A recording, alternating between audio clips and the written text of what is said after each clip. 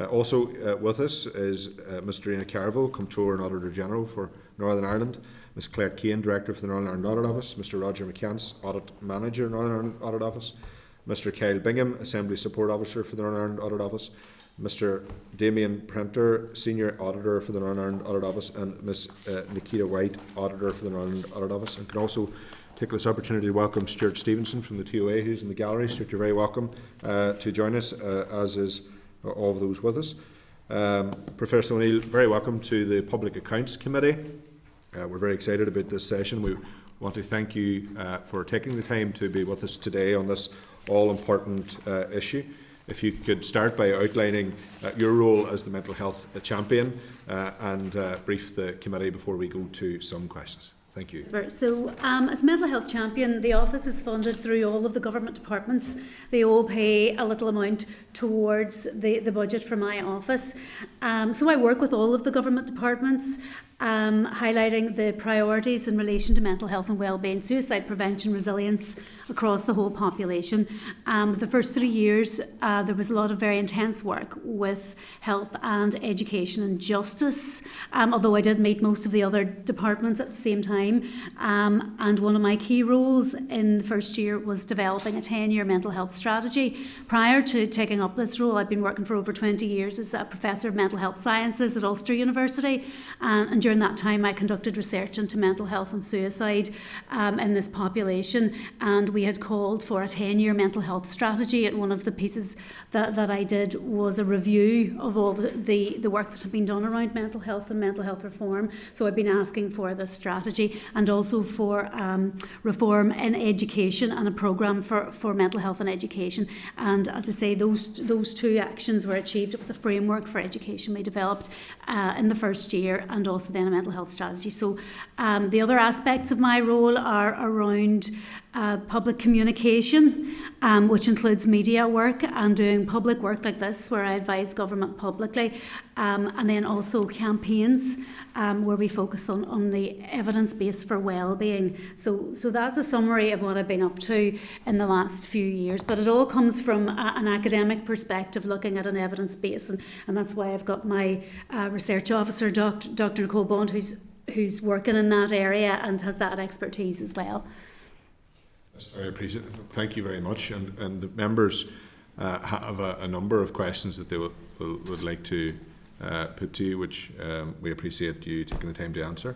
And also, I think we've also want to point out we have a full house of members. Patrick is on via Zoom or Teams, is it? Is he, isn't it Teams? Zoom. It's on Zoom, yeah. So he's on via Zoom, so Patrick's there as well. Okay, members, so if you are happy, we go ahead. Is there anything else you'd like to add? No? No, just I'll take the questions, and if there's anything else I want to say, sure, I can put it in at the end, yeah. Okay, thank you. Over the last number of weeks since the Assembly returned and this committee formed, we have reflected on quite a number of key areas that are important to the Northern Irish population. And this was a key theme that the committee felt very strongly about, unanimously, might I add, that this is a core issue in each and all of our constituencies and something that needs to be dealt with. So we do appreciate you being here for our first session before we begin the inquiry next week. Also, what is the scale of the mental health challenge in Northern Ireland? Okay, so the prevalence figures we get from government surveys, and in 2021-22 there was 21% of our population would have scored 4 or more on the GHQ-12, which indicates probable mental illness. So it's a crude enough measure. Now that scale's used in other jurisdictions as well, and what we find when we compare ourselves with other regions of the UK, for example, Scotland is 22%, so they're just a wee bit higher than us. The last figures for England were around the same as ours, and Nicole's done a piece of work where she's analysed some of their data, and they're coming in a bit lower. So we're not the highest. We're similar to some of the other UK regions, but nonetheless it's very worrying. But we need more recent data for England and Wales. When we look at severe mental illness, and those are the people with schizophrenia, bipolar affective disorder, psychosis, patients in lithium therapy, again, the prevalence rates are 9 per 100,000, and that prevalence rate is similar similar to the other UK regions. So we're not that different in terms of the prevalence, but where the differences are apparent is in relation to the severity of the mental health difficulties and the complexity of the difficulties that we're talking about here. Because of our history of trauma, and my own research has demonstrated this as well, we have more severe and enduring mental illness, more trauma-related mental health difficulties that are therefore more complicated and more difficult to treat. And we certainly need a robust mental health service to meet the needs of that population. So the current cost of poor mental health in Northern Ireland is £3.4 billion annually, and that again, it's the Mental Health Foundation and McDaid and Park come up with those figures, and that doesn't include dementia, and much of that cost can be reduced. So I'm pleased that you've taken this as an issue that you're going to look at, because it comes at a significant cost. Much of this is preventable, and of course there's the moral imperative to reduce the suffering caused by poor mental health in our population as well. That's very, what's important about what you've said there is that the prevalence is similar in other jurisdictions. Have you any figures in relation to the rest of this island, the south of this island, just in terms of looking at that? And also, in terms of services, would it be your opinion, Professor O'Neill, that the services in Northern Ireland are inadequate and I suppose failing our population to date, particularly those who have severe mental health issues? Okay, so to take your first question, we don't have data in the Republic of Ireland to hand at the minute. We'll go and find that data. I know in terms of suicide, the rates are somewhat similar, although the way it's coded is different, but I'm involved in that work as well in the Republic, and I know that the suicide rates, if you use the way that we classify suicide, it's very, very similar. And our suicide figures are similar to the other UK regions. Some years we're above Scotland, some years we're below Scotland slightly, and we're normally a bit above England in terms of our rates, but they're not the highest there either. Are we feeling we're spending less per head of the population than other regions on mental health services? So that is a problem, and that's been, there's figures for that going back over the last 10 years. So there's been a historic underinvestment in mental health services, and we continue to spend less than other regions, which is unacceptable, obviously. And then given that fact that our mental illnesses are more complex, then we should arguably be spending more. Now I have to say that 5 years ago our rates were higher than and much higher than other parts of the United Kingdom, but those regions have increased their numbers, whereas ours have stayed relatively stable, with the exception of that pandemic year where the scores were higher. So it's not that our rates were better, that we were lying in the past when we said we were the highest. We certainly were the highest. It's that other regions have got worse. Ours has stayed relatively stable. We do have a problem here that needs to be sorted out, and it's costing us every year that we do nothing about this, and we continue to let those waiting lists sit there, and people suffer, and the cost, and the families and the communities of lives that are not fulfilled is huge. We need to be doing something about that. There's also the cost in terms of physical illness, and this is a very interesting one. David McDaid gave us figures the last time he spoke in Northern Ireland around the fact that around 50%, that poor mental health adds about 50% to the costs of physical health care. So, this is not just a cost that is the cost for mental health services. It's making our physical health needs greater as well. So we need to be investing in mental health. We need to be preventing mental illness, because that's the best value for money. But we also need to be treating the people who have mental health difficulties. And those are treatable illnesses, and we wouldn't accept it in any other part of health. So we shouldn't accept it in mental health, especially when we've conditions that there are treatments there for, and we're not delivering those treatments. It's not good enough. That as well is very helpful. In terms of this particular issue, where is the greatest challenge in Northern Ireland in terms of mental health? Is there a particular location that is worse than others, and also is there a trend in terms of, is it mostly young people? Is it mostly young men? Are you seeing an upward trajectory in younger people, or what's the information we have around that? Where is it? Well, The costs are borne mostly in terms of depression. I pull them out here.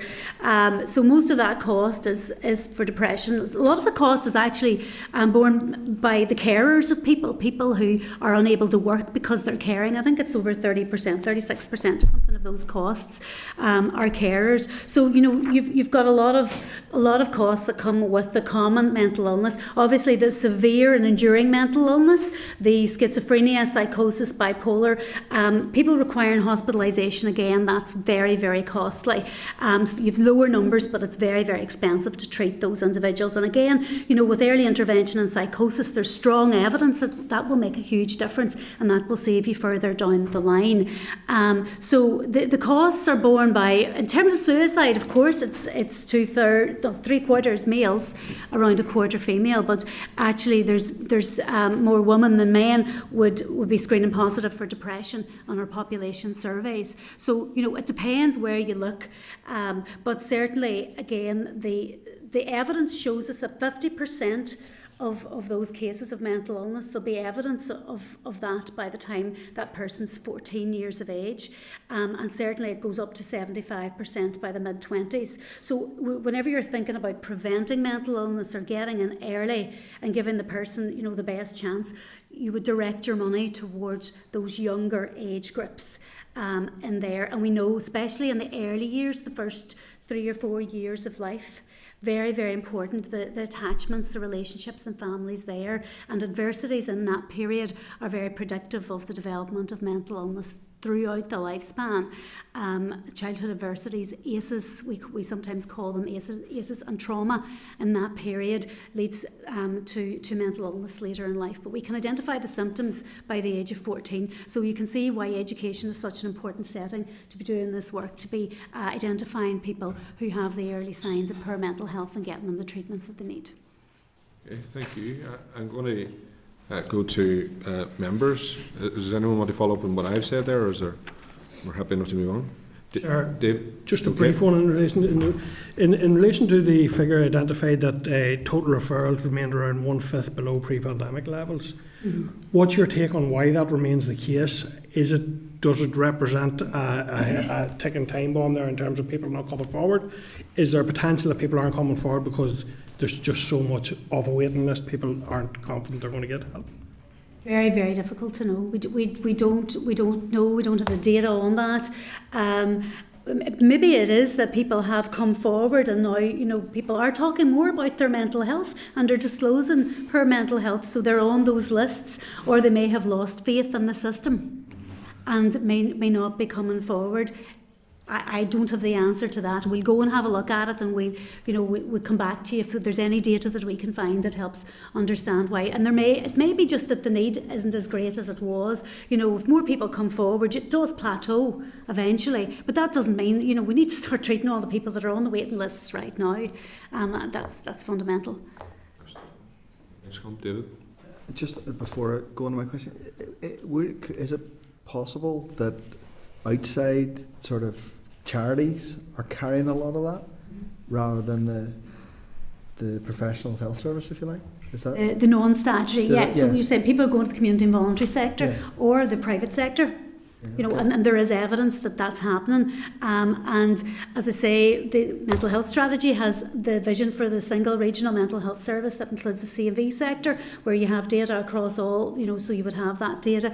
But we don't have that data collated across the C&V sector at the minute. But you're right. And through the pandemic, the C&V sector responded in a very agile way, and we're able to meet the needs of people. And we're now seeing that the funding has dropped off there, and again, that's a real problem that we're seeing. Yeah, I know one of my own constituency, and the actual GPs just refer them straight to and then it's a free service for the health service. So it's just kind of ironic. But listen, just quickly then to move on. So you're saying with higher and more complicated need and trauma and numbers of need, yet with significantly lower percentage of funding than that of GB and the rest of the island. As mental health champion, do you have any indication of what level of funding is needed and what level of funding we should be looking at? Yeah, well, what we need is transformation of the mental health service. as outlined in the mental health strategy, and that strategy has the funding plan that was it's attached to it. So if you were to implement that strategy, that would be your starting point. So there's two sides of it. There's the strategy, which is the plan to transform the service and create a single regional service, and then there's the spend on mental health services that we're, you know, what we're spending every year on mental health services. So what do we have in terms of expenditure? So 13 million every year on antidepressants.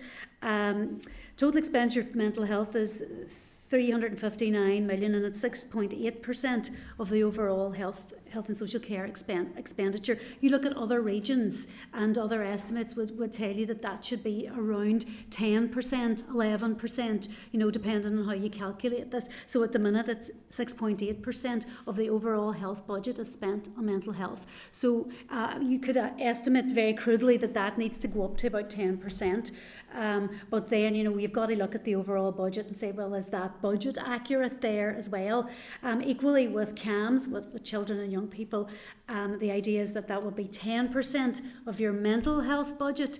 But again, for me, I would prefer those estimates to be based on need, rather than just looking at what is spent in other regions, you know. But that's, you know, we're underspending, no matter what way you look at it, we're underspending on mental health services. Now, the strategy needs to be layered on top of that, because you need that extra money to transform the system, to bring together all the trusts, to create a regional service, to create the new services that we need to provide a functioning mental health service that meets the needs of the population, you know. And that is in the funding plan, and that overall it will be a third more than we're spending, and that's, you know, that's figures that we came up with a couple of years ago. We'd need to be spending a third more, but it would be worth it to transform the system. In terms of funding on the strategy, in 23-24 we needed 24.38 million. That's what was in the funding plan, and what we spent was 5.5 million. Right, 24-25, which is that's where we are now. We need 42.08 million for the strategy, and we don't know how much is going to be spent on it in reality. My concern would be that it would be a lot less than that, you know. In 25-26, we need 61 million for the strategy. It goes up every year. What we actually need is a 3-year budget at least, so that we can say, this is what we're going to deliver on the strategy, showing how the investment will stack up year and year and year, so we can get where we want to be in 10 years' time. 5.5 million every year is not going to cut it. It really isn't. We've been able to do a lot of great planning work. Now we need to put more money so that we can build on that. And I can tell you more about what that should look like and where that money needs to be spent. Just have a couple of more Sure. things to put out. But I think I'm right in saying you said that in other areas of GB that there was a 50 when the percentages are spent on mental health, there was a 50% drop or whatever in physical health. I think that's what you said earlier. Spent in physical health. Yeah, per mental health adds 50% to the cost of physical health care. So right, okay. So helping people with physical health problems, supporting them with their mental health will reduce the cost to physical health. So what of the other regions, when they've spent more on mental health, what are the outcomes of that within the rest of their health service? Okay, I can give you some figures for that. So it depends how you spend it, obviously. Let me get this. So here we go. So something like workplace well-being. For every pound you put in, you get 2.37 back. Suicide prevention, 39.11. These are 2017 figures. So there's collaborative care for physical health problems, 1.52. You know, so if you invest, depends where you put your money there. Anti-bullying in schools, 1.58. School social and emotional learning, 5.08. So obviously by treating mental illness, you're reducing the cost to the mental health budgets. But if you invest money in other aspects of the system, then you get your money back in terms of that investment. And just a couple other reports have shown that we have patients staying much longer in hospital, which is significant cost. Is this making the mental health problem worse? Is there a connection between the amount of time people are spending on the mental health? No? Or I wouldn't say that. I think the waiting lists for psychological therapies are a real problem because we know psychological therapies work. They're effective treatments, but if you have somebody waiting for 2 years on a treatment for any condition, whether it's physical, they're going to deteriorate, but particularly in terms of mental health, they'll deteriorate. So you do all the good work with them in hospital, doing the stabilisation piece. So, you know, you want them to move out into the community as soon as possible, get them back into their environment that they're going to be in, and you want to deliver the psychological therapy, and that's not happening. And of course there's the social care that needs to be in place there for some of those patients as well, and the services need to be there in the community. So the delays in discharge are a real problem, but we have a huge problem in terms of access and psychological therapies, and that's causing problems. People are getting worse. It's more costly, and we just don't have the staff to do it. Thank you. John? sorry. Sorry. Yeah, thanks, Chair. Firstly, Professor, I just want to thank you and your office for all the work you're doing. It is a massive undertaking, and we appreciate everything that you do. I just want to come in on the aspect you talked about prevention and early intervention, and particularly CAMHS. The last figures that we heard was almost 3,000 children are waiting for mental health services in Northern Ireland, and over half of those are waiting over 9 weeks. Anecdotally, certainly to my office, I'm seeing that feels like it's increasing, and the access, particularly for parents to get that, is increasingly become more and more difficult. I'm just wanting to know from your experience how difficult that is, and what you're feeling in terms of the improvements could be. So for children and young people's, what we're seeing on the ground is that the young people are getting to a service later than you would have had in the past, and I'm thinking particularly around eating disorders, and they're much more seriously ill by the time they get help. And then also when parents present early with a young person who's showing signs of anxiety or depression, or they're struggling, they can't get the help for that young person. And they're not eligible for child and adolescent mental health services because their needs are not significant enough, because that child hasn't developed a full-blown mental illness. So they may be in that group of young people who before the age of 14 are showing the signs of poor mental health, but they haven't met the criteria for a mental illness.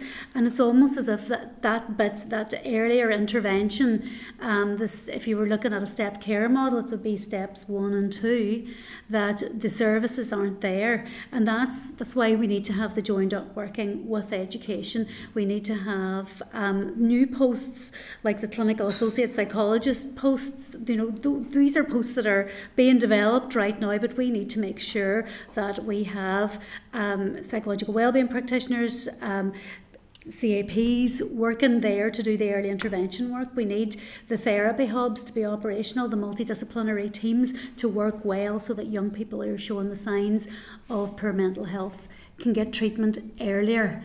As I say, a lot of the referrals that are going through to CAMHS are being bounced back, because they're inappropriate referrals. So that is a significant concern. And when you have a young person as well, I would use the phrase like time critical. It's important that you get them help urgently. You can prevent a problem from developing, but also in terms of their education, you're leading to poor outcomes there if they have to wait, because they will struggle at school if they have poor mental health. They will struggle with their friendships, with their social development. So it's absolutely vital that young people get the help they need, which is one of the things, about the Healthy Happy Minds. That was a programme of interventions that was working there. And we have some great work happening between health and education. There's just not enough of it, But when children get the help they need, they flourish. Yeah. It's a game changer, and it prevents problems further down the line. Well, Chair, that takes me to the next point, yeah. And thank you for that. I mean, there's a clear case of invest to save. The more we put into this, ultimately, the more we save. You made the economic impact assessment of mental health in Northern Ireland is vast. So if we can tackle the problem head on the earliest possible way, the amount of money that could be saved. is astronomical. So to that end, is the strategy, do you think, ambitious enough in tackling children and adolescent mental health issues, and is 10% of the budget enough, given how much of a game changer that could be? And the final point to that is, and this is my last question, where are the areas of best practice that you've seen elsewhere in the UK, in these islands and elsewhere, that we could replicate, if possible, here to tackle children's mental health problems? Okay, so in terms of the adequacy of the mental health strategy, the strategy itself is it's excellent, but it's a single department, really. And what I want to see is a programme for government which prioritises well-being and prioritises children's well-being and really focuses on that, because that's what we need. We need to be improving the experience generally for children and young people in Northern Ireland, and that's a programme for government issue. So as a health strategy, this is an excellent strategy, but we need to now to match it in our programme for government. We need to focus on child poverty. Eliminating child poverty is key to this issue, in terms of adversities, deprivation, inequalities. So that's one thing, but I think it's really impressive that we have such a strong Department of Health strategy here that we can work from, and we need to now operationalise this, implement it. One of the things, you ask about the child and adolescent mental health, one of the things we need is a workforce that's able to meet the needs of our children and young people, and we don't have that. So if we increased our expenditure in CAMHS at the minute right up to that 10%, my fear is that what we would really be doing is taking people out of the C&V sector, we'd be taking people out of other parts of the mental health service, and we don't have any child psychotherapy in Northern Ireland at all, no commissioned child psychotherapy services, and that's just not good enough. We need to be training more practitioners to work with children and young people, which is why the CAP posts that I was talking about, that was so impressive, because that's children and young people. We need a lot more of that. We need to be able to provide psychological therapies for children and young people and their families, and we need to be investing in support for parenting as well. How parents and families work as part of this. And so it's not just about therapy for the child, it's never that. These are play therapies, arts therapies, they're therapies that work with the whole families, that work on the attachment issues that are the foundation of good mental health. Just to pick up on the workforce issue, and it is key, and I know this from my time in the Health Committee, there's an old truism out there within health, no staff, no services. And I do want to focus probably on the health. I realise there's education and all sorts of ones. However, the workforce review has indicated 2,000 vacancies within that, and 500 nurses needing, and there's a long tail to providing those training places. It takes a minimum of 3 years. You have all that education and training to support. We have a current situation where people really, you're robbing Peter to pay Paul. Statutory services are looking for them, private sector is looking for them, voluntary and community. So given those pressures, and we've also seen a situation where there's been significant underspend in areas over years as a result of not having staff. Yes. So you cannot provide this service well. So are you satisfied, Professor, that the Department of Health are acting urgently enough to bring forward the planning and the actions needed to get that workforce into place? Okay, so the workforce review happened very, very quickly. And these things don't cost a lot. So this is one of the first things that happened, was a workforce review for the statutory side of things. So we need the community and voluntary sector workforce review, but the statutory one is there, it's available, and there needs to be a 45% increase overall in the workforce for statutory services. And if you look in that workforce review, you can see the percentage increase that we need across the professional groups, right? So I have this was done very, very quickly, and it's a really strong document, and it involved all the right professional bodies.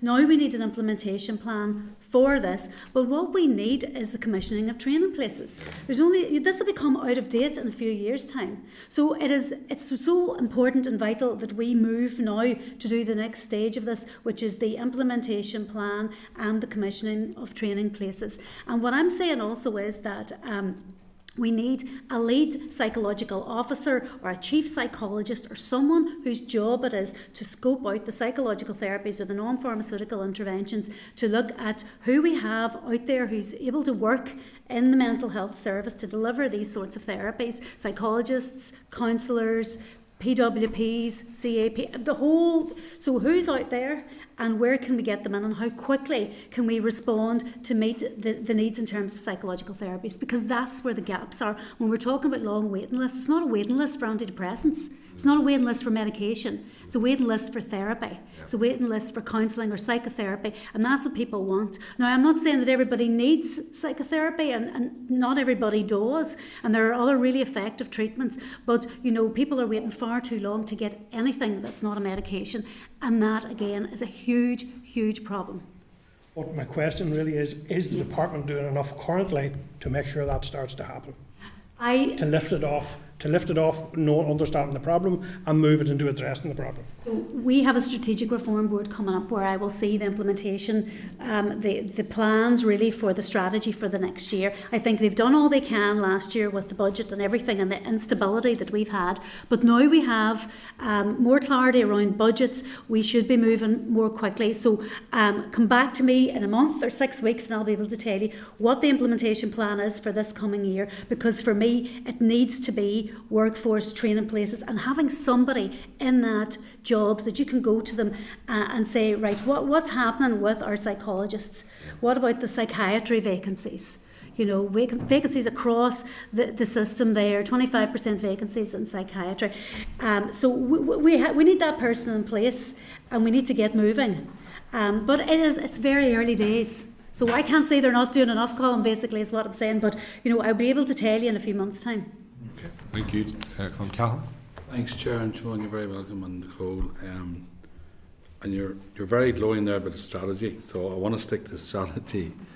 Now, I mean, you know, it's a 35 action plan right across the board.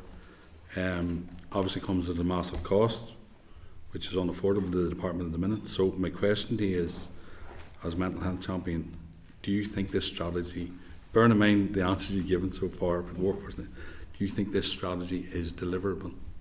Depends on the budget. And it's not even this coming year, because I know that's going to be a 1-year budget, but after that we're going to be looking at 3-year budgets, and we will know when we get that first 3-year budget how much of this can be delivered, and then we're going to have to look at that strategy and think about what really is doable. So it is still too early to say. You know, it's just that the fact that we don't know what the budget's going to be. I think we've lost some time now, in fairness. So it's hard, you know, whenever you're at year 3 of a strategy and there hasn't been enough investment, but we can catch up. I think it's possible to catch up. Yeah. I'm very optimistic that we can catch up, at least some of this, you know, it's not. But will we get where we need to be in 10 years without a 3-year budget after this year? Probably not. Okay, because I want to focus on the strategy, because we're delighted we started off with this inquiry because it's most important. So at the end of this process, we hope to be able to develop some recommendations and work with the department to deliver it across the board. My second question, given the limited resources, from your perspective, what are the priority areas within the strategy? Okay, so to no surprise, workforce has to be the priority, and psychological therapies workforce, getting the lead person in there to do that, to develop that side of the workforce is fundamental. I would then go to the other end, which is crisis intervention services. So the regional crisis intervention service model was developed and launched in the first couple of years of that strategy, and there's good progress has been made mapping out what crisis services are there. So the regional crisis intervention service is really a way of bringing together all of the different strands. So you have the primary care out of ours, you've got mental health liaison, you've got the ambulance, police, rescue services, all of those people, and community services that are dealing with individuals in crisis. So it's really creating a regional model that provides alternatives to emergency departments. And the really important piece of that is the C&V sector response for people who don't require a hospital admission, who don't have a diagnosable mental illness where they need mental health service, statutory services, but they do need something. In Scotland, they have a project called Distress Brief Intervention, DBI Scotland. They provide 14 days of community and voluntary sector follow-up for people who are in crisis. And this is suicide prevention care. It's problem solving. It's working out what led to that point of crisis and helping that person get the care that they need. That's the missing piece of the puzzle that we don't have. We have MAT teams, we have community navigators, we have crisis services who do de-escalation. It's the follow-up. So that is another priority area for me, the crisis service. And then the other one would be early intervention and prevention. We again have a plan that was developed in the past couple of years for early intervention and prevention, and we need to now be moving faster as we go through that plan. There's a lot of work already been undertaken there, so that is another priority for me. And then the final priority would be the creation of that regional mental health service.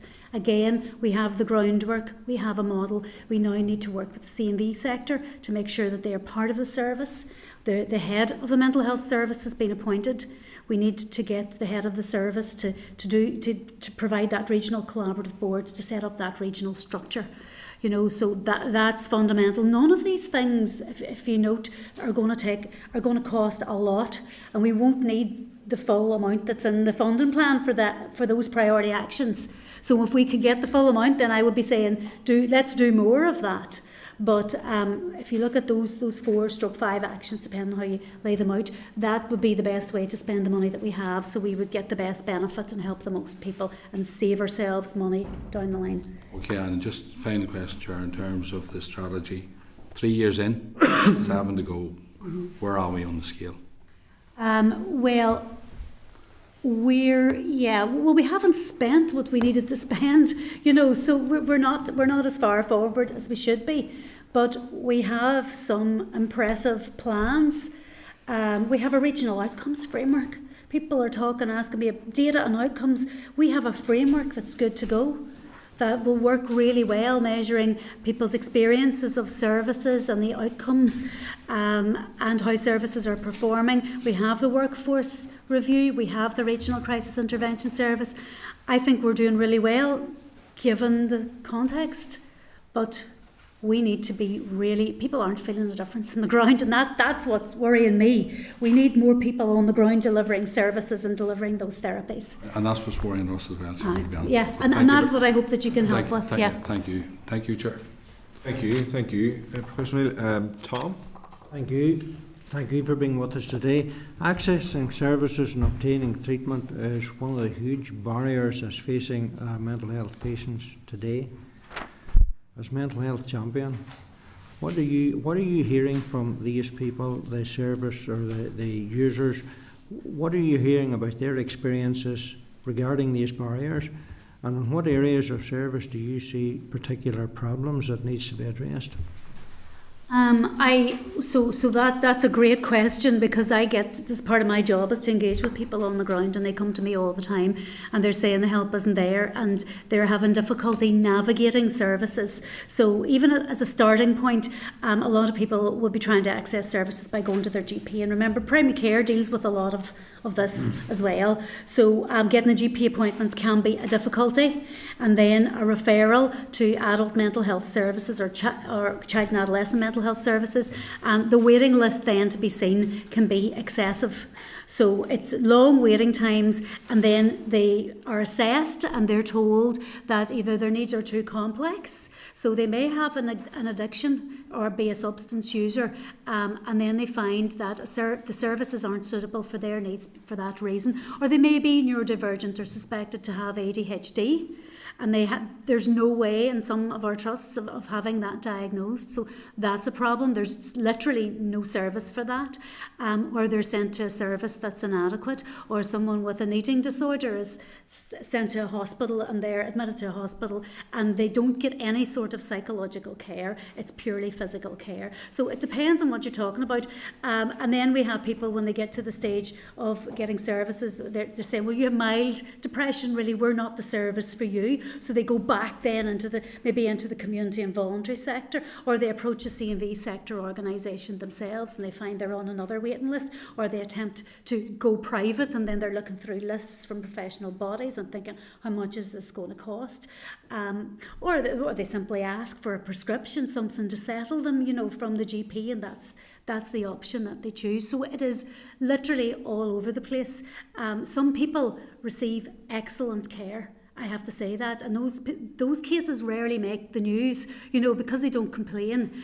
So I've heard many cases of people with very complex addiction and mental health problems who are getting excellent services, who have turned their lives around, who are back working again, who are fulfilling roles within families and being a parent in the way they want to, and that's amazing when you see that.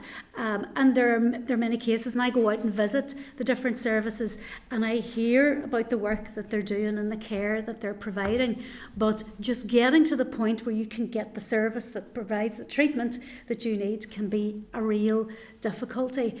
And often, you would hear of suicides, of people who get a lot worse, who end up needing hospitalisation, but they've asked for help at an earlier stage, but they weren't able to navigate the system and get the help that they need. So our services are doing their best, but there are significant gaps, and many of our most vulnerable people don't get the care that they deserve and that they need. For those that are in that position and they're waiting and they're seeking help, they're crying out for help, we see them we get them in the office, they're not getting the help that's required, the waiting lists are continuing to grow. What then, in your opinion, can be done to improve this situation? Well, as I say, what we need is reform of the whole service, and that is the mental health strategy. It's the workforce. Fundamentally, when we look at the psychology, 30% vacancy rates across all of the trusts. So we're working with a third less psychologists than we should have, and this is not funding in and of itself is not going to solve that problem. We need to increase training. We need to make sure that our universities are training enough people every year.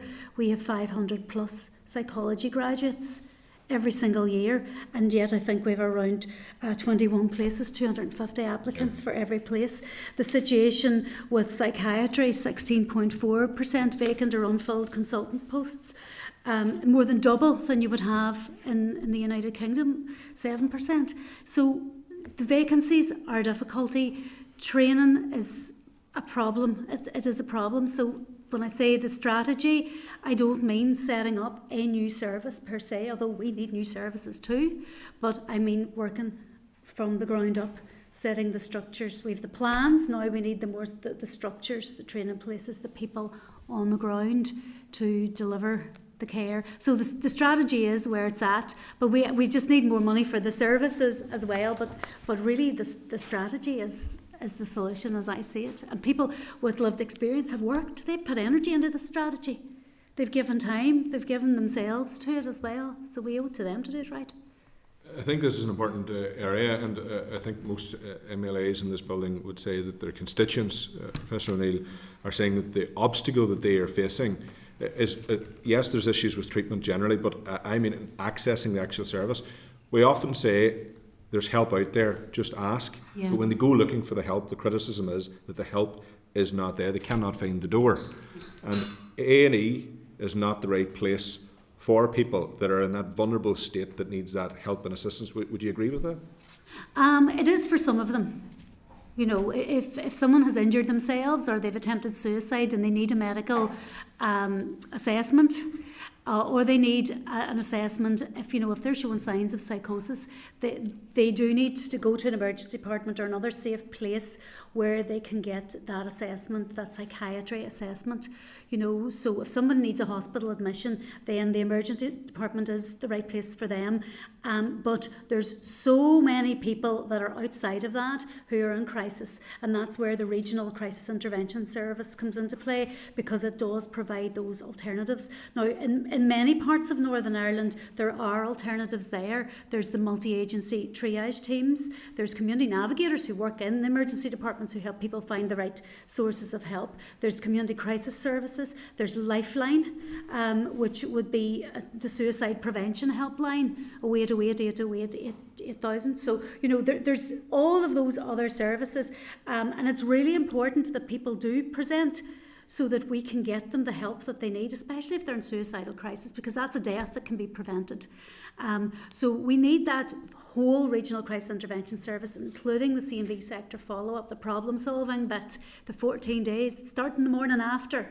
We need that in Northern Ireland, and that's the bit that's not there. But you know, in any society, an emergency department should be able to help someone who has attempted suicide, who is in suicidal crisis. But we need to get them that follow-up and the treatment for the condition that they have, or the problem solving for whatever it is that has led them to that point of crisis. Recognising that some of these crises are not mental illness. People may feel that things, they're very, very distressed, but it might not be a mental illness, but they still need support and help there. And many of them have substance use difficulties and addictions that need to be dealt with there as well. There's a number of points in relation to that, Professor Neal, and I do appreciate your answer in relation to it. If a young person or any person presents to our office today and says they can't get access to their GP, that are struggling with mental health, and remember, anyone's mental health can deteriorate in an instant depending on the circumstance, the challenges they face in our society on a daily basis. So they can't get access to GP, and you ring mental health services in your local town or constituency and they say, they're not known to us, we cannot see them, go to A&E. If that person is struggling with severe anxiety, send them in the context of A&E at Altnagalvin, for instance. That is not the best place for, would you say that is not the best place for that individual in a very difficult, busy environment where staff are overworked, and again we touched on workforce already. I am aware of people that are sitting in those states for 2 days at least. Oh no, absolutely. And anxiety is not a condition that would be treated in an emergency department. You know, someone with anxiety, ideally a multidisciplinary team in primary care would have a mental health worker there who would be able to see that person, that they could get an appointment with a mental health worker. And this does happen in many of the GP federations. So someone who's struggling will get an appointment. Now, it's not a 24-hour thing, obviously, but you know, if they see that person and then they can get an assessment that way, and get. But it's getting, you know, if it's anxiety, so what's the treatment going to be? Does it require a treatment, and where does that person go next? That can be a problem. But anxiety in an emergency department, no, probably not.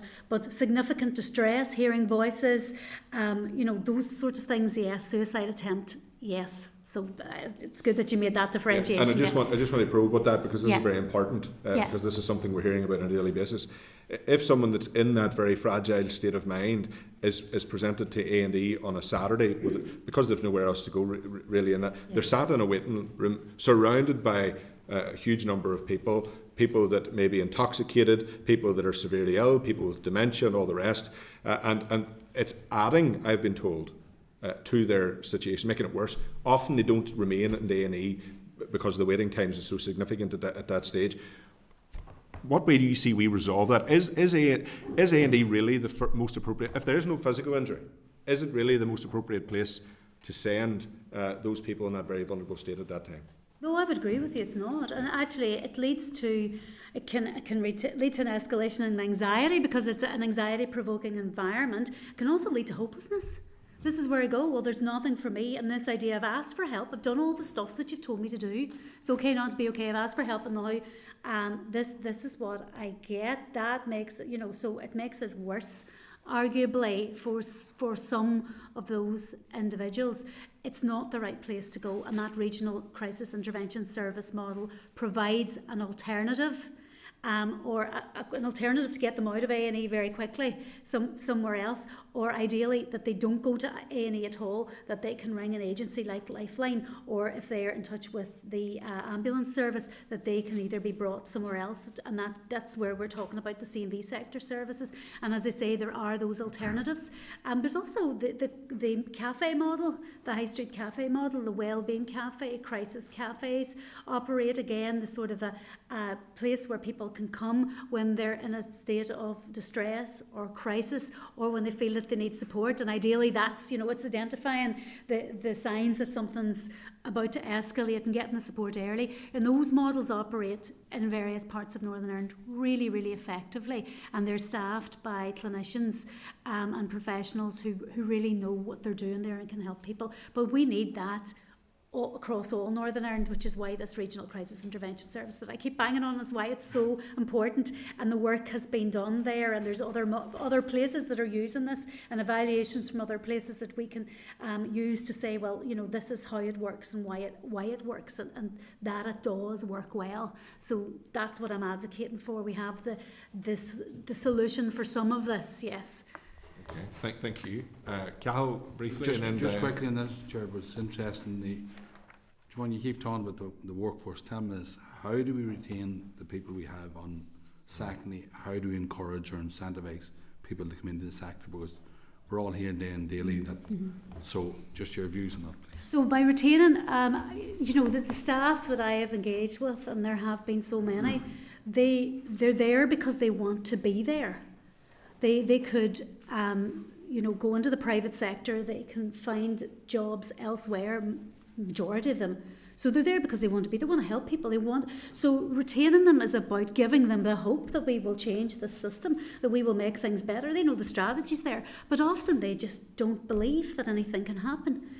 Even when you show them the models, and they talk to me, and I try and be optimistic, but I think that's all we need to do. They've stuck it out this far. They want to help people, and they find the work really, really rewarding because that's what they do. So they would have left, in a sense. And in terms of the mental health workforce, attracting people into the workforce, the psychologists and psychiatrists tell me there's no shortage of applicants for the positions that they have. This is not about attracting people in necessarily. And I know that, people can go elsewhere, and they do. But this is about increasing the training places. I meet psychology students all the time and have conversations with them. They want to work as part of the mental health workforce. Any way in at all that they can get in, and they're prepared, and the commitment and the passion and the motivation that they have to help people, because that's what they've chosen as their career. So let's just expand the training places so that we can get more people into the workforce and do the job of reforming the system so that we can use the people that we have, and we can use the skills that we're creating here, and the people who are already out there. There's counsellors out there who can't apply for jobs within the system, for example, as well. So there's a lot of task shifting and work that needs to be done to scope out who's there and who wants to be involved in getting them in. And yes, all of that, the reform, as it starts to happen, perinatal mental health services, that's been a real joy, watching that. And it has given people that hope and optimism. And we've finally seen services in every single trust. We still need the mother and baby unit, but the fact the services are there, that's a sign that things can change. So that is our spark of light and hope. So we need to be doing more of those, lighting little fires, as somebody said the other day, across mental health, as evidence of the change that's happening that we can create. But it will take money to do this, but it is money well spent. Thank you, Cathal. Thank you, Dan. Thank you, and thanks very much, Siobhan, for being here. Really appreciate getting the chance to have the expert evidence ahead of such an important inquiry. I want to speak specifically on data and outcomes. So reviews have highlighted there's a real lack of data to monitor the service activity, especially measuring service effectiveness and user outcomes. In your role, where you report that you're working towards improving mental health of everyone throughout all aspects of life, how do you measure improvements with the lack of data that we're seeing? Okay, so the The government surveys, the GHQ, that's a really important one, you know, but we need to be doing more in-depth work. And a couple of years, 2019, there was the childhood prevalence study, which was the very first epidemiological study of mental health conditions and risk factors across our children and young people. And that was a really, really important study. Then the pandemic happened, so all of those prevalence rates that we have for things like ADHD, disordered eating and eating disorders, mental illness, anxiety disorders, all of that stuff was in there. So that's our, you know, our depth stuff.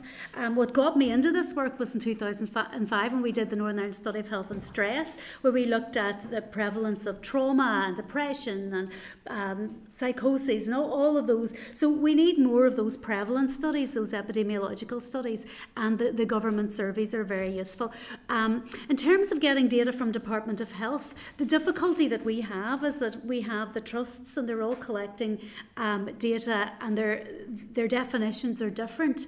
So, you know, and journalists will come to us and say, well, we've got this, we can't make head nor tail of it. We've asked about waiting lists, so we don't know what counts as, when does someone go on the waiting list? Is that a referral, or is that, you know, so it's just very messy. There's a lot of data there. We have the Administrative Data Research Centre who are working to link data sets. We have a lot of academics who are interested in analysing this data. We need to bring it together better. And one of the things, this was identified in the mental health strategy as an action, and we've actually created the regional outcomes framework. It hasn't been launched, I don't think it's publicly available, but that is the plan to bring together all of the data. So we have there's 3 pillars. I'm just reading directly from it here: access, numbers, waiting times. So how many people are out there with mental health problems? What are the waiting times? Who's trying to access services? Then we have acceptability, patients' experience of care. That's really, really important. When you ask, you know, people go through their treatments, they're discharged out the other end, particularly in CAMHS. Some of the evidence says maybe about a third of them feel that they're no better than they were when they got, and you know, that's not good enough. So how well mental health services did for them, were their needs met? They're on a journey to recovery. It's more complex than just getting a treatment, you know, but that's in our regional outcomes framework. And then we've got effectiveness and efficacy, and that's where you get your symptom level changes or your treatments. So that regional outcomes framework is there. We need to implement that. It's going to be costly. We're waiting on the Encompass systems as well to be embedded across all of the trusts, because you need those mechanisms working. But that regional outcomes framework is the answer to a lot of the difficulties that we have around data at the minute. So I have to say, we were told about this yesterday, and we asked Department of Health yesterday for some up-to-date information, and they came back to us straight away in terms of expenditure and proportions and all of that stuff. So, you know, there's data that's available and good data, but we need that regional outcomes framework so we get data across access, acceptability and effectiveness. And that's where we need to be. But we need to be doing more of those prevalence studies as well, you know, to work out where we're sitting, and we need to follow up for the children and young people's one at least, so we can find out, because my sense is that things have got a lot worse and there's a lot of hidden poor mental health there that we're not capturing, and we need to be designing a service that meets the needs of people on the ground as well. Thank you. And the framework certainly seems to be the on paper answer to the way forward, but it's not where we are, unfortunately. So just in terms of, so in your annual report 22-23, you talk about providing advice and improvements on performance with both the Department of Health and the trusts. So I just wanted to ask, you talked about the complexity of the data. Mm-hmm. Are all the trusts collating and measuring their data in the same way as each other? It's very difficult to know. Okay. So, and we get this, it mainly comes from journalists who do FOIs with the trusts, and then they come to us to try and explain this after, and I be sort of looking at it going, what question did you ask that generated these figures? And then it's very difficult to compare. So we can go back then and ask, how do you define this, and what counts as that? And then you have people across, there's people being sent to different trusts for treatment. So that makes it even more complex because there could be double counting within the system as well. So I'm not saying that the trusts are doing anything wrong here, but what we need is that regional mental health service and the regional outcomes framework to make sure that everybody's doing everything in the same way, and then we can start to make those comparisons. But where you've trusts, they use different models, so the services aren't the same in all of the trusts too. So you could have a long waiting list in one trust, but that might mean that they're grouping together various different groups that are separated out in a different trust. So it's a nightmare at the minute, but we have the plan to solve this, I suppose, is what I'm saying. So that's it makes it seem even worse than what I had imagined. To be perfectly honest, but it's good to get the feel for what you're actually dealing with. I think that's here. a theme, though, of everything absolutely. here. And it's really good to get that clarity in terms of you as a professional user, as the mental health champion, as a professor in the field, that you're finding the data this complicated to be able to put together and compare on it. Can I tell you what we've done, though, and we're launching it soon. We've just done a population survey and asking how many people out there have tried to access mental health services and how long have you waited and where have you went. So we've gone about it the other way, and I don't have the figures in front of me because they're just we need to do the tables, but we're presenting that data, and Nicole's been working really hard on that. So we've tried to circumvent it and find out ourselves what it's like on the ground for people, and I think that's the sort of data that's going to be really useful too. That's brilliant, and it's great that you're taking that initiative. Sorry, just to add the framework, there is a subgroup as well that's focused on data and outcomes, and we would sit on it. I think there's about 100 members at this stage, but there's a smaller working group as well, and it would be the people that create those population level surveys, academics, people with lived experience, people from the C&V sector, and it really is trying to get everybody into one room to decide how do you actually record your data, what do you need, because we're looking at this from a mental health perspective and we want these outcomes within the framework for a mental health perspective, but they weren't set up to measure that. Like the population surveys, the health surveys are a wider remit than that, so we're picking sections out of it. But it's trying to identify what is already there, because there is quite a lot of data there. It is just the disjointedness of it that's difficult to put together, but there's work being done to try and hone that in, to identify which markers we will use at a population level and which markers at a practice service delivery level people should be incorporating into those reports so that the wider public can get that insight. So it's scary, yes, but there's a lot of work being done to try and figure out how to streamline it. Oh, absolutely, because if you have a whole lot of data but it's not available for analysis or meaningfulness, you're not really using it effectively at all. And we're talking about measuring the effectiveness of outcomes, because I was going to ask you in and around regional disparity, but it sounds like we're not even in a position to recognise if there's parts of Northern Ireland that are worse than others, because the data is incomparable, which is very, very concerning. As a representative from a rural constituency, who I certainly get the feeling from my constituents, experience even more significant barriers, but there's no data to back up that case, in particular areas. So it's just, and again, in terms of the data being this way, I was going to also ask, are we able to benchmark our service delivery and outcomes with other areas? But again, I feel like you've already answered it, because the quality of the data, you can't. Elsewhere in this report, we're benchmarking against other parts of these islands as to how much money is spent in Northern Ireland in mental health. But if we can't benchmark the outcomes with anywhere else, it just leaves it very challenging. And just had one final question I wanted to ask you. It was, do you know, is there any? I'm really afraid to ask anymore, but do you know, is there any data held or collected from the department or the trusts on how many direct referrals they make to voluntary and community sector organisations? Not consistently. So there might be data there, but again, it's not consistent. I know from children and young person perspective, we were working with the Children and Young People Strategy team that were set up with the Children's Service Cooperation Act has in it that there would be pooling of resources for services that relating to children and young people, and there's a function within that departments can share those resources and identify when referrals are made. And CMV Sectors is listed as one of those organisations, but obviously there's so many of them, how they access that is difficult.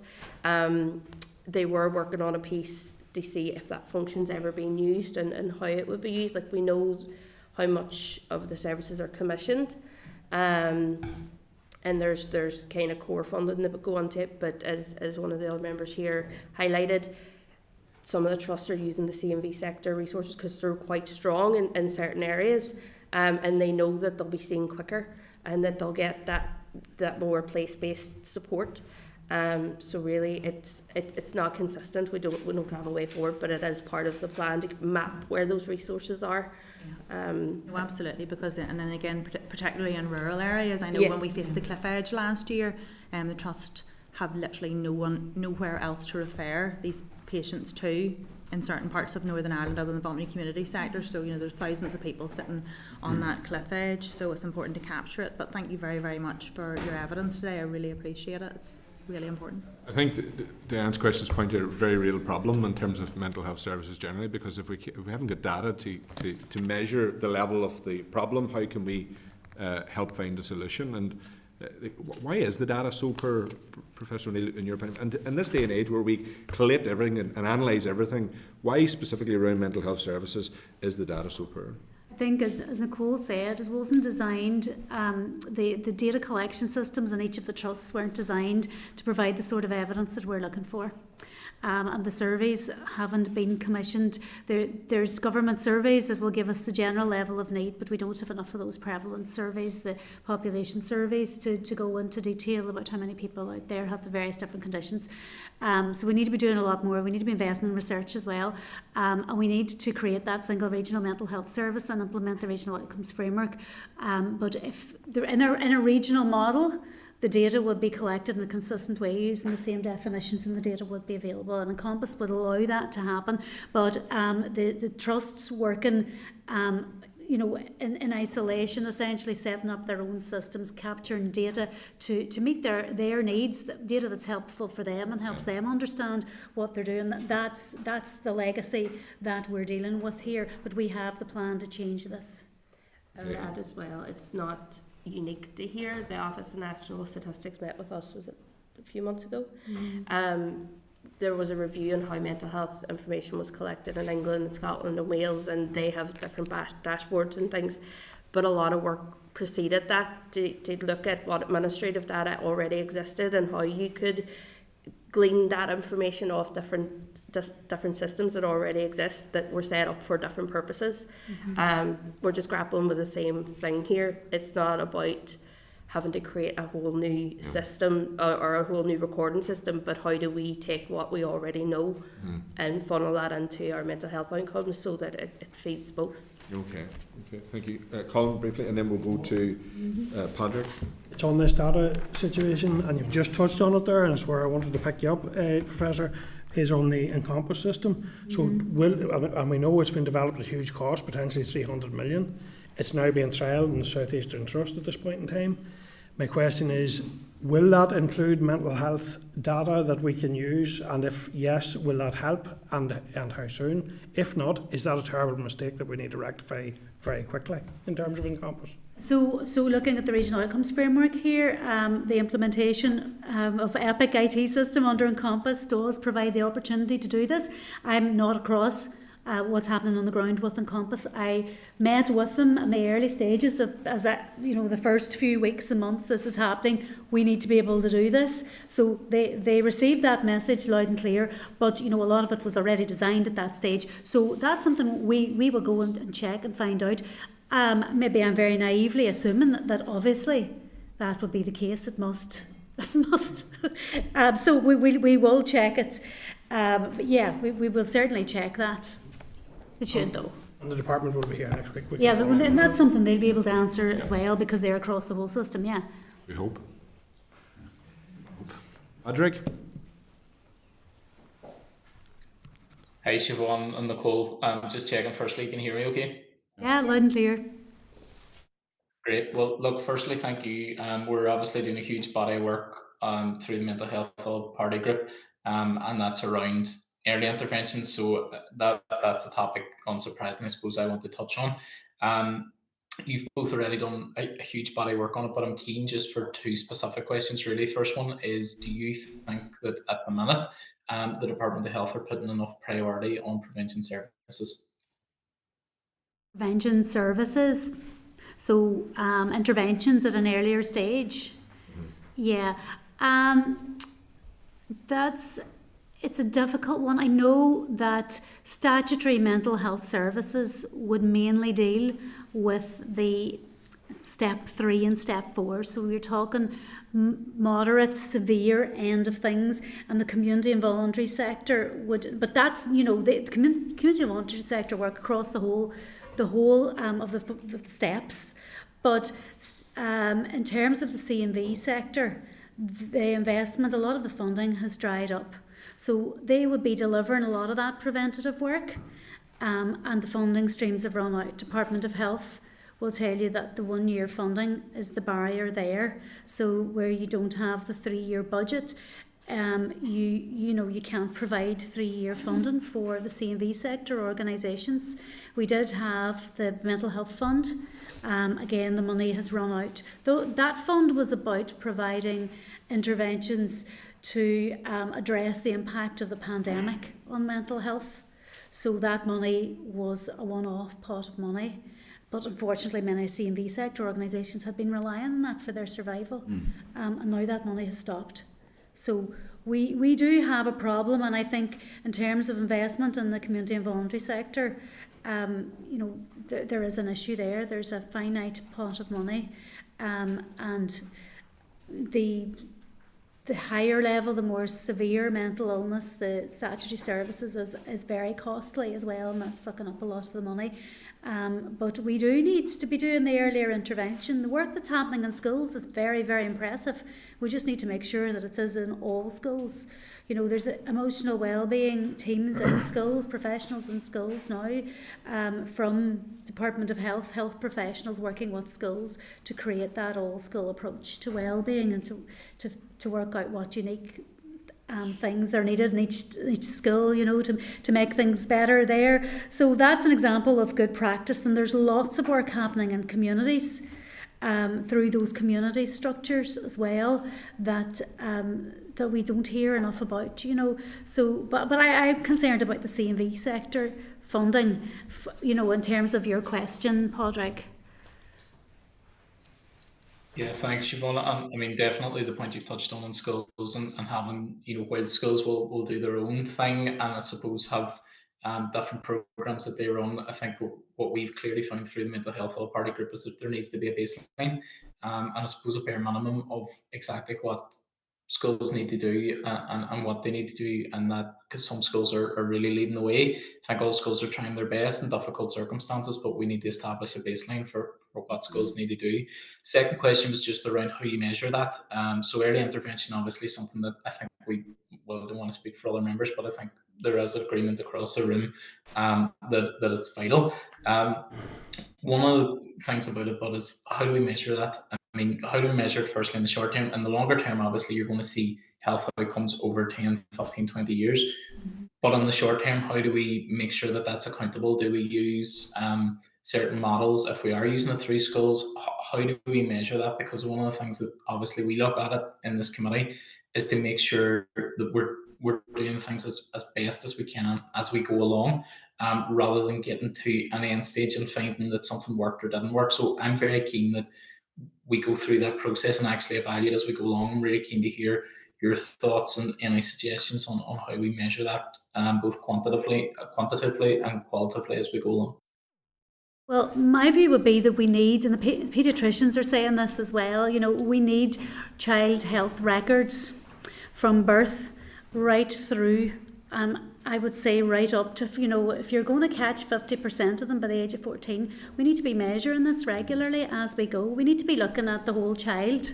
So it's their physical health as well and their relationships. So I think this is really important. We do need to be doing that. So the health visitors, the work they do is fundamental to this, but yet we see cuts there and children that aren't getting those face-to-face assessments, when they're toddlers.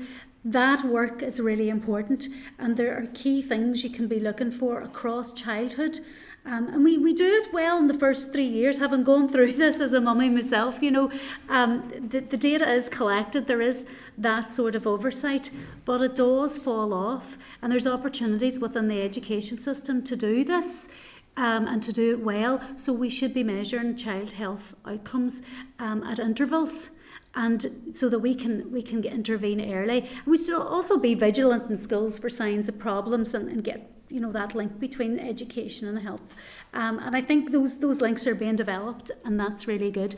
But there's no substitute for really measuring this and recording it as we go. It will make a huge difference, because we will be then able to benchmark against other regions, and we'll have all the physical health stuff as well. And I think that's great. Can Nicole come in on this as well? Sorry, Patrick. You've heard me talk about this before, but the framework for schools, they've built in continual evaluation processes. So at the minute they have 2 consultations out. One asking schools what services they're actually using, and the second one asking the C&V sector which services they're providing to schools, to get that kind of benchmark. The services that are set up within the emotional health and wellbeing framework are routinely monitored. They're asking how many young people they're reaching, is their satisfaction with the delivery of the service. Now, the caveat being that a lot of those services are very young, like they've just had the staff in place. There was recruitment issues again because of the budgeting concerns. But that process is continual and should be continual throughout the life of that framework, which is DE and DOH. They both fund it. So things like that at a programme level can tell you if it's value for money, are people actually using it, and how that looks at a wider regional model. It is a regional framework, but those will be departmental reports that are put out so that people can see where the money's been spent in early intervention and prevention within the school setting. So it's whether or not we could potentially use that framework in other settings, but again, it just depends on the type of intervention you're looking at and where your markers would be. No, that's really useful. Thank you both for your answers and for all your ongoing work. Thank you. We will move on to Cheryl. Thank you, Chair, and thank you so much. This has been fantastic to hear all this. Just in terms of education and then that early intervention piece, there's recent reports suggesting that access within the schools is variable. I am cautious around data that you may not have this information, but how widespread are these problems? In terms of access to mental health services, it's impossible to know is the answer, but parents are saying they can't get help for their children, and that they can't get access to child and adolescent mental health services within the time limits, or there's long waiting times, or they don't meet the criteria for CAMHS, so they don't fit within the boxes that the system but parents will go then to other services in the C&V sector, maybe not the right services, but they're getting something, where they'll pay for support themselves, or they'll go to a private service. So it's very, very difficult to know what just what the state of play is. We have been in receipt of the CAMHS data set from Department of Health, because all of the data is collated together. So Nicole's looking at that, and we've looked at it together, and there doesn't seem to be an increase in the waiting times for CAMHS. Generally, they remain too high, but there hasn't been like an increase over the last couple of years that we could, they've sort of remained stable, but the reports can be very concerning. We were talking to the Belfast Trust around their experiences in terms of eating disorders, and it's just really worrying, the change, the more serious cases needing hospitalisation. Very, very, very worrying, but we don't have then the data for the other trusts, so it's hard to know. I'm just thinking within that kind of educational setting and the school setting, but is there a way that you can see the Department of Health and the Department of Education working better to deliver on these services? I think the main one would be, so if you look at the CAMHS data set, we know primarily the majority of referrals to our CAMHS service comes through GPs. When we speak to schools, the opinion is we can't refer to CAMHS, we can identify when there's an issue that we can't deal with, but we don't put that through. We advise them to go through GP, to go through that medical route. The team that produces that CAMHS data set will tell you that you can go through education, you can have that referral.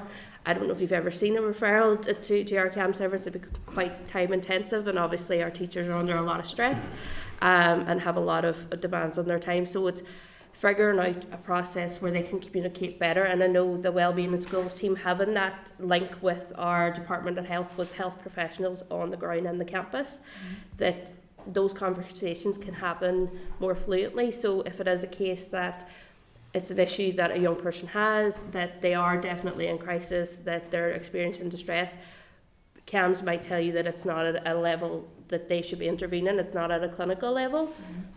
The school and that young person is still in a position where if they can't find support in their local community, if they are in a rural area that's not very well serviced, or local supports have lost funding recently and services have closed, then they really are in a position where the school doesn't know what they can and can't do, and they often fear doing the wrong thing, because we all do with regards to mental health, but having that relationship with a health professional that you can have those conversations and understand that our teachers are very, very skilled. They deal with young people day in, daily. Like, they know how to support them. They know when there's an issue.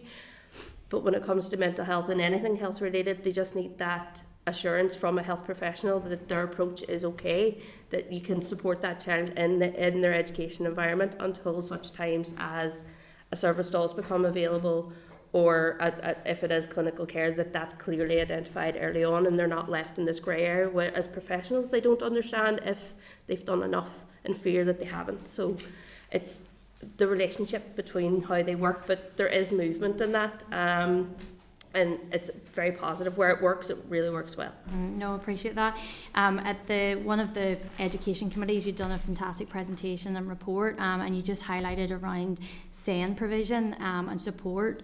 And it's a huge issue, and it's a particularly vulnerable group of people as well that aren't getting the support they need. So it's just to get your opinion on that, how you think we can move forward, or what has been done currently to support children with SEN and mental illness. I think it's important to say that the support that we give to children in the education setting improves their mental health, because it is about emotional regulation, about making sure that they're content, that the environment is not overstimulating, or that that the environment can meet their needs, and that's really what it is. So it supports, by providing the educational support, you're supporting their mental health. But the delays in getting the assessments, the lack of services, particularly around autism, but ADHD as well, the lack of awareness around neurodiversity generally is a real problem there too. So we need to raise awareness across the education system, but we need more specialists there, because there is an increase in the numbers of children with these conditions, and they can be, of course, in mainstream education and should be part of the school communities that we have, but it's just that their needs need to be met, and then they will not develop mental illness. So this is not, we're not talking about children who are mentally ill. We're often talking about children who are neurodivergent, but they need support so that they do not become mentally ill. But when they do become mentally ill, we don't have mental health services then who meet their needs. And I've had parents say to me that my child has autism and therefore they can't get treatment, because the trust's saying we don't have anybody here who specialises in autism and treating people who are autistic or with a mental health problem. We don't have expertise in that, and that's the difficulty that we're seeing. Again, if we expand the workforce for mental health, we will have more people who are equipped to meet the needs of autistic people, for example, with a mental illness, or someone with ADHD who may be at risk of having a mental illness, or who needs medication to manage their ADHD. So there's a lot of work that needs to be done there, and in the meantime the rates are going up, and we don't know why that is. There's various different theories, but we need to meet the needs of these young people so that they don't miss out in key years of their education. And just in terms of children with mental health. Do you think there's sufficient cooperation between departments to support children's mental health, for instance, education, justice, communities? There's multiple departments, and is there any evidence in your view that the requirements of the Children's Services Cooperation Act 2015 is being met? Okay, so I'll start, but then I'll very quickly pass you on to our expert on the Children's Services Cooperation. So is enough being done? I think the framework was a game changer. We have health and education working together, and I sit in steering committees where we have health, education and justice sitting together, whether it's crisis services, or children and young people, whatever it is, the education framework, they are there, they're motivated, engaged, and part of the decision-making process. So that does happen. However, education are very clear that their goals are about education, and the outcomes, when we're talking to education about outcomes, they are thinking about qualifications as outcomes, and the mental health piece is different. In health, they're about treating mental illness. So you've got this piece in the middle, which is well-being. It's what is it? Where does it fit? And that's why I'm talking about a program for government that really focuses on this, because there's so much in communities there, housing, that's absolutely vital to mental health and well-being. So they do work together, but when it comes to budgets, they like to stay in lane because they can't be spending on something that's not an outcome, and that's fair enough. I totally get that, but it does make life more difficult when you're trying to fund something like the framework, which can't be, it can't be mental health, because it's not about treating mental illness, but there's mental health in it, and it's funded through both departments. But I worry where you've got a situation where the budgets are very, very limited, that they'll be moving back into their lanes and looking at their outcomes and what, strictly speaking, they have to deliver. And that's a problem. It's also a problem with justice, but justice are delivering a lot of mental health treatments that they feel health should be paying for, but they're delivering them because the needs there are just huge. I mean, the majority of people in the care of the justice system, particularly in prison, would have significant mental health problems resulting from trauma. So that's what they're dealing with, and they're paying for that through their budget. So is it safe to say, and I'll move on then, is it safe to say that the silo mentality of departments is resulting in the requirements of that Act, the Children's Services Cooperation Act 2015, not being met? I think the challenge around that one specifically, the legislation, I actually think it has an incredible potential, because it is cross-departmental, and it has that action where for funding, it doesn't necessarily mean that DOH does this project, DE does this project, and people stay in their lanes and have their own outcomes. What it does is give the legislative power to pull those resources to say, well, what do our children and young people need? What services do we need to surround them with to actually do that? And this is the joint pool of money that can accommodate that. There was to be a report the last time our executive had sat, but obviously in the interim there was the instability, so that has never been produced, as to look at how often that power was even utilised, how it functions through our finance department. Is there mechanisms in place that facilitate that and at a larger capacity? Again, without that information, we don't know, but I do think it's a very unique document that hadn't been done before, so it might require specific procedures to be put in place, not extra money to do it, but just the actual process of how you would go about sharing those, so that it has departmental oversight from lots of different departments, but not one can claim separate projects within it, if you know what I mean. This Act is specifically to meet the needs of children, and I understand that, and multiple aspects of life can affect a child's mental health. But if a child's mental health is poor as a result, for instance, as the impact of the cost of living crisis or deprivation, then they're not going to be performing well in school. So that has an impact on the output of education in schools. So really, if this Act is not being adhered to or the requirements met, the outcomes fail everywhere. So the cost of that is significant.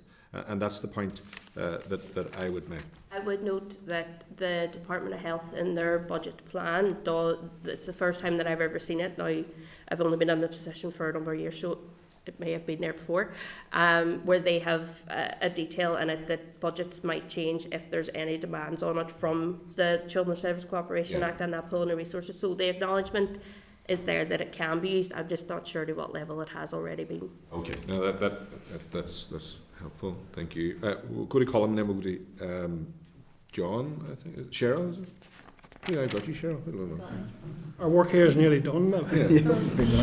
Just building. Been covered on. Go on again. Just building on that question of yours in terms of working between departments, are we doing enough between departments? And going back to the auditor's report where she identifies that 1 in 6 of young people exhibit indications of an eating disorder, in relation to that specific or that type of service or need, are we working closely and cooperatively enough across the island? Because a number of months ago I became aware that there wasn't a single bed for a young inpatient bed for a young person with eating disorder here in the north. But I became aware there was some capacity in the south. But could we be cooperating, and do we need to be cooperating better in some of these specialist services on an all-island basis? Yeah, we could, and we need to be. It's the only way. We've got to maximise what we have to benefit everybody. It's essential. And I have regular engagement with Minister Butler, who would be responsible for mental health in the south, and we do this. The Shared Island Unit are funding work. They're doing a digital mental health piece that I'm involved with. I'm leading on that. That's looking at digital interventions both sides of the border for young people. And doing the work together. If you look at the two strategies, they're very, very similar, sharing the vision and what we have here in our mental health strategy. So there is the potential for that working, and indeed levering in funding. The Peace Plus monies, a lot of them will effectively fund health interventions and mental health interventions and early intervention.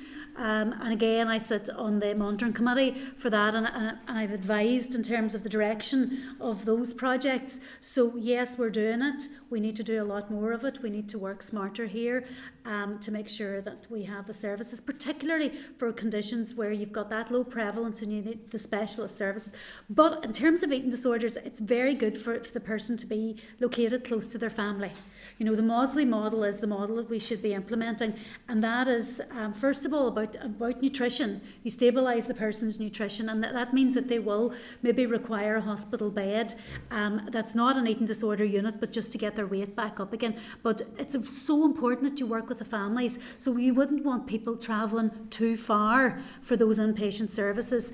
And equally, we discussed it in relation to the mother and baby unit. Again, there's conditions where people need to be close to home and their families. So this is a tricky one. We need to look at what we can do. I'm having the conversations, and you're pushing an open door there as well with Minister Butler and the government in the Republic as well. So let's get more of that if we can.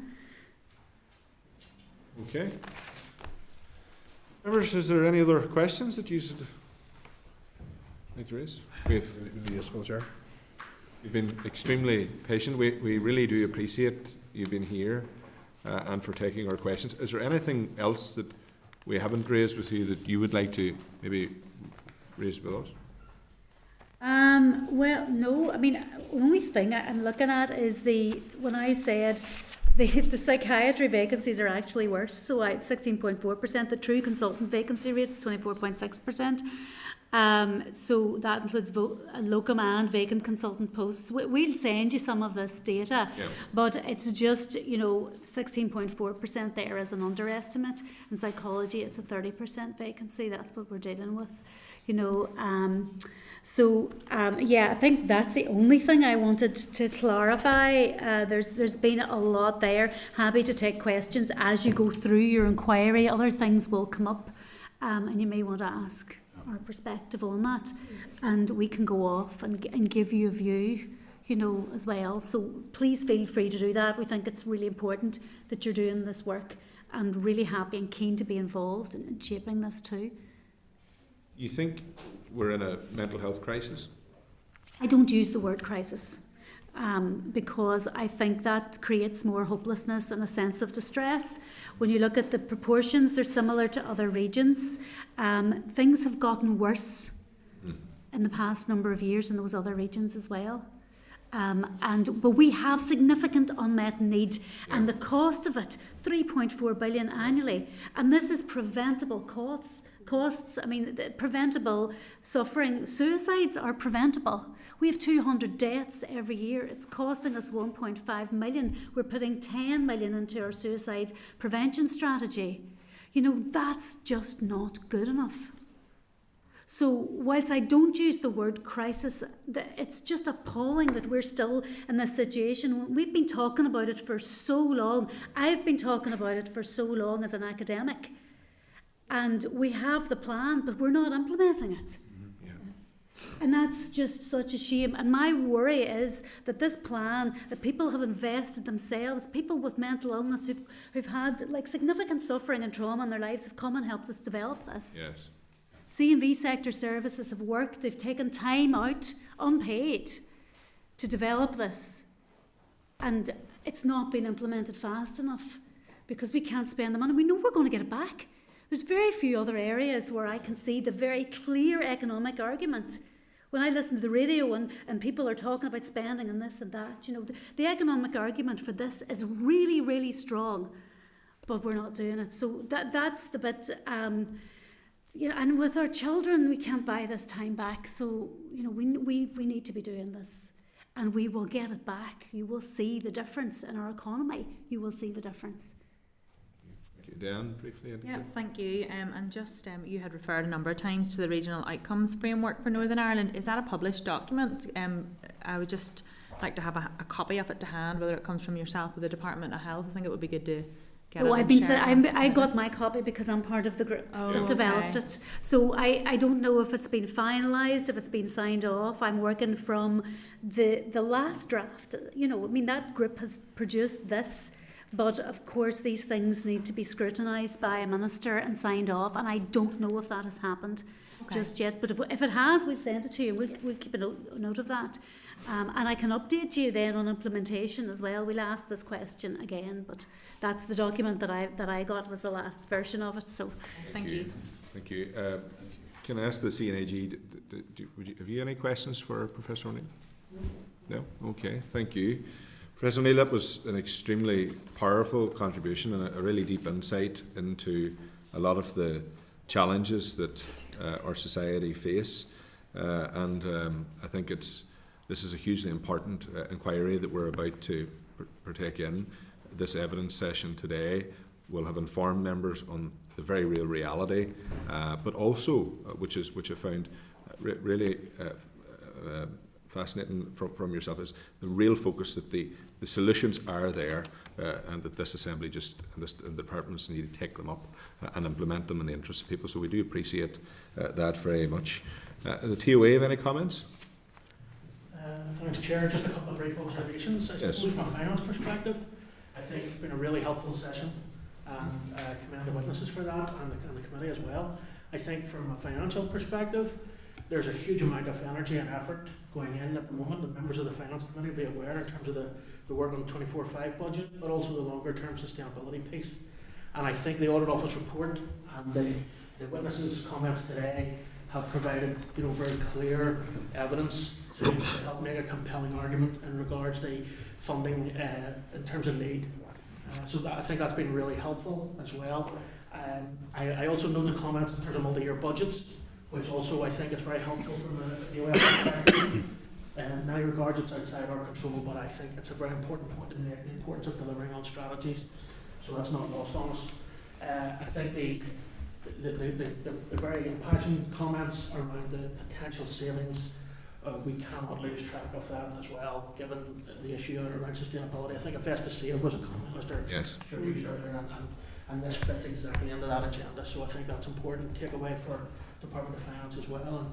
And I also think it was interesting about the funding model for your own office. And given the likelihood that there will be funding gaps here moving forward, I think it'll be very interesting to hear the comments of the department next week maybe around that model, to see if there's any potential to use that moving forward to help limit the gap. So those would be the key takeaways from me, Chair, if that's okay. Thank you, sir.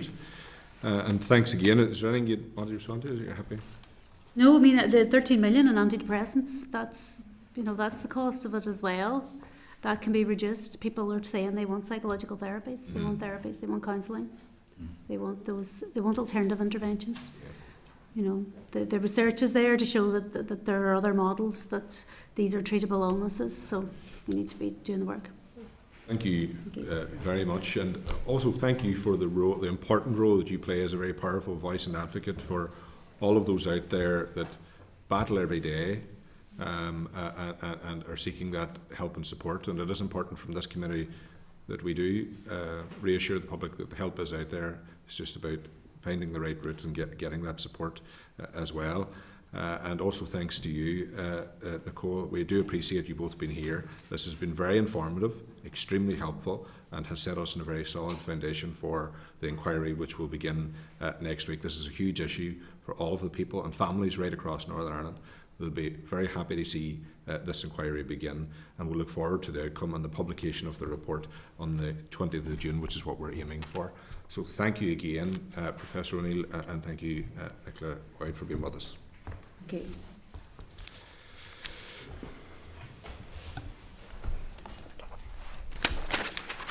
Okay, members. We're still open, yeah.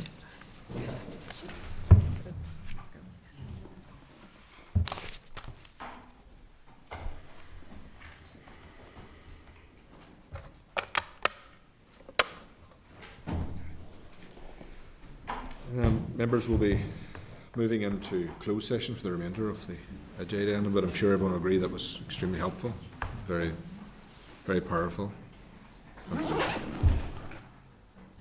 There's no booze on the chair. Okay, thank you. Thank you. Thank you. We are, thank you. Okay. Thank you, Stuart. Yeah, that's tiredness and coffee.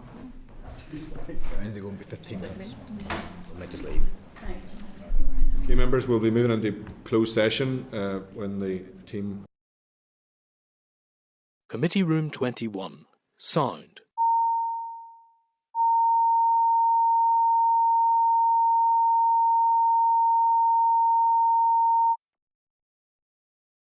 Committee Room 21. Sound.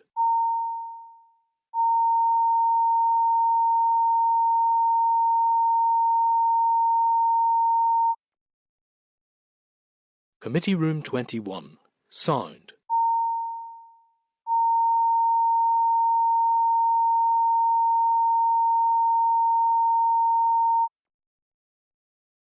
Committee Room 21. Sound.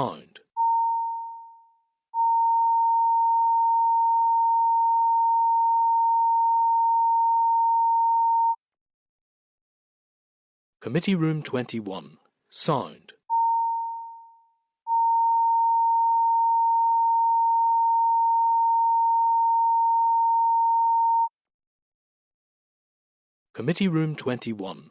Sound.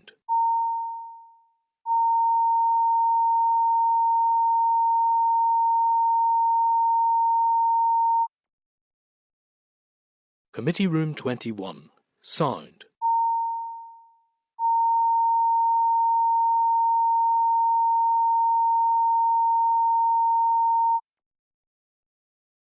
Committee Room 21. Sound. Committee Room 21. Sound.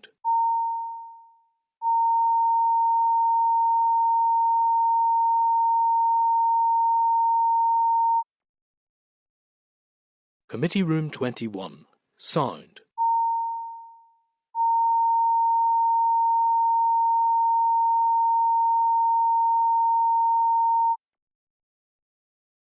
Committee Room 21. Sound.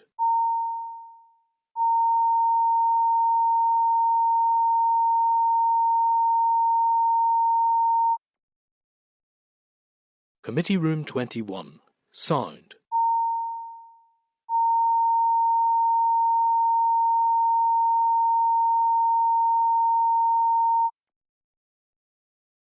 Committee Room 21. Sound.